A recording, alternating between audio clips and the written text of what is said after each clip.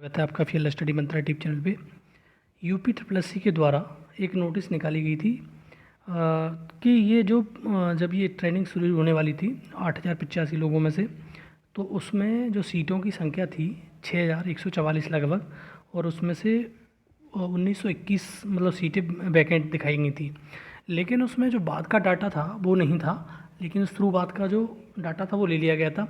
जैसे हमारी तहसील का मैंने उदाहरण दिया था आपको कि हमारी तहसील में लगभग 36 लोग थे। शुरुआत में उन्होंने 26 लोगों ने लगभग ज्वाइन किया था, बाद में 32 लोगों ने ज्वाइन कर लिया, मतलब टोटल 32 हो गए। तो बाद का डाटा नहीं दिखाया गया है, पहले का डाटा था।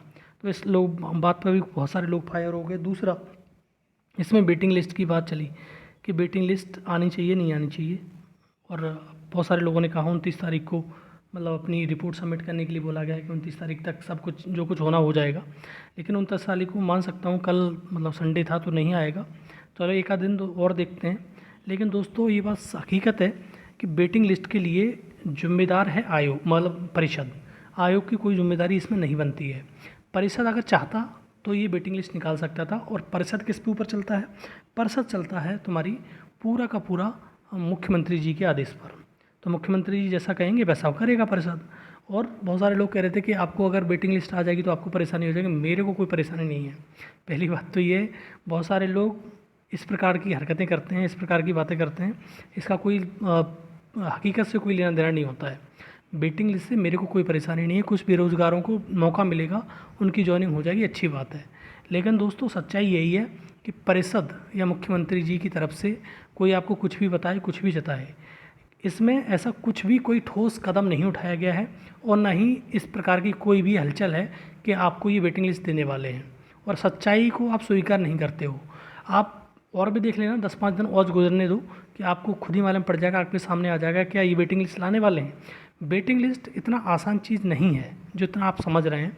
और दोस्तों वाकई में सीटें खाली हैं, इसमें कोई दो राय नहीं कि सीट खाली नहीं है। सीट कम से कम 1000 तो सीट पहले वाली, जो बाद में कुछ लोगों ने ज्वाइन कर लिया हुआ, वो तो बात की बात है। बाद बाकी 500 से लेकर 600 सीटें जो ये वीडियो ज्वाइन करेंगे लेखपाल, वो खाली हो जाएंगी। कुल मिला के 1516 सीट खाली जाएंगी, बिल्कुल जाएंगी। लेकिन परिषद जो है या मुख्यमंत्री जी, वैसे तो आपको मालूम है कि नौकरियां शबर वैसे तो दे नहीं रहे, मतलब कोई नौकरी हो उसमें कुछ भी मतलब प्रोग्रेस नहीं दिखाई दे रही। चाहे वो शिक्षक भर्ती हो, चाहे यूपी ट्रिपल एस सी की भर्तियाँ हों, चाहे यूपीपीएससी की भर्तियाँ हों, प्रोग्रेस नहीं दिखाई देती। लेकिन इतना आसान है कि वो मतलब इसमें वेटिंग लिस्ट निकाल देंगे, क्योंकि वेटिंग लिस्ट का प्रावधान नहीं है। अब बहुत सारे लोग कहते हैं कि वेटिंग लिस्ट नहीं है, अनुपूरक सूची मांग रहे हैं। बढ़िया बात है, अनुपूरक सूची मांगो आप, सही है। लेकिन दोस्तों हकीकत यही है कि अभी तक ऐसी कोई सुगबुगाहट नहीं है। हाँ, वो राजस्व परिषद के सचिव जी ने कह दिया हुआ कि हम ऐसा करने को तैयार हैं, वो अपना पल्ला झाड़ते हैं। हमेशा ध्यान रखना, जब कोई ज़्यादा मीठा बोलता है तो ये समझ लेना कि वो कुछ ना कुछ आपसे छुपा रहा है। यही होता है चीज़ें। अगर आ जाएगी तो बेहतर है, हम तो ये चाहते हैं कि आए, दिल से चाहते हैं कि ये वेटिंग लिस्ट आए, मतलब अनुपूरक सूची आए आपकी। लेकिन दोस्तों सच्चाई यही है कि अनुपूरक सूची के चांस ना के बराबर हैं। और जो भी आपने कोशिश करी अच्छी बात है, लेकिन दोस्तों ये नई जो शिक्षा तुम्हारी भर्ती आ रही है लेखपाल वाली, उसमें शुरुआत में पदों की संख्या यही रहेगी जो उसमें परिषद ने पहले, मतलब परिषद ने यूपी ट्रिपल एस सी को जो अध्याचन भेजा था लगभग 4700 पदों का। तो शुरुआत में जो पोस्ट आने वाली हैं नई इस लेखपाल भर्ती में, वो ज़्यादातर 5,051 ही रहेंगी, उससे ज़्यादा नहीं रहेंगी। बाद में ये जो भर्ती, ये तुम्हारी अगर इसमें अनुपूरक सूची आती है तो ठीक है, अन्यथा की स्थिति में ये वाली जो बचेगी वैकेंट, जितनी भी सीटें बचेंगी, ये सीट जुड़ जाएंगी। प्लस जो तुम्हारी जो प्रमोशन भरे गए आरआई बने हैं जो लोग, वो वाली सीट जुड़ जाएंगी। तो कम से कम 2 से 2,500 पोस्ट और जुड़ जाएंगी।